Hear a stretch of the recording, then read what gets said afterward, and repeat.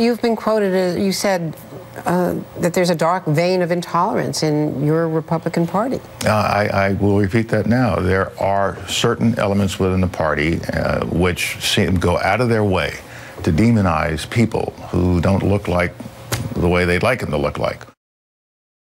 And I think the party has to deal with this. And the party says we're doing it. They came out of last year's election with a lot of ideas about how they were going to make themselves a little more acceptable.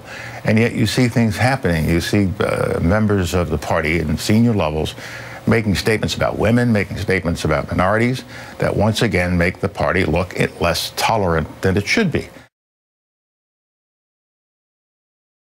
Our party stands for the recognition of the equality of women and the capacity of women. That's not a war on them, it's a war for them.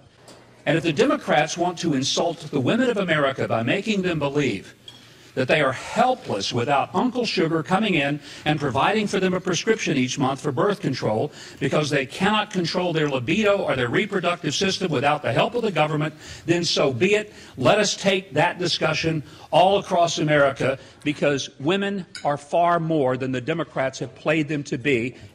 So do I take that as a yes or a no? Or still thinking about it? What you can take that as is that my focus is standing and fighting right now in the Senate to bring back jobs and economic growth. Economic growth is my #1 priority. And let me tell you something that deeply concerns me. It's the abuse of power from this administration. We've seen multiple filmmakers prosecuted and the government's gone after them, whether it was the poor fellow that did the film that the president blamed Benghazi and the terrorist attack on. Turned out that wasn't the reason for the attack. When you see a party that seems to, in some states, go out of their way to sort of restrict voting on the pretense that there is a lot of fraud going on. And I want to see a party, either Democrat or Republican party, that is working to get everybody to vote. Isn't that what America's all about? Get everybody to the polling place, not keep it harder to get people to the polling place. And they should have learned a practical lesson when they tried this last year, say in Florida. Rather than stopping the minority vote, they came out in droves. You're not going to stop us.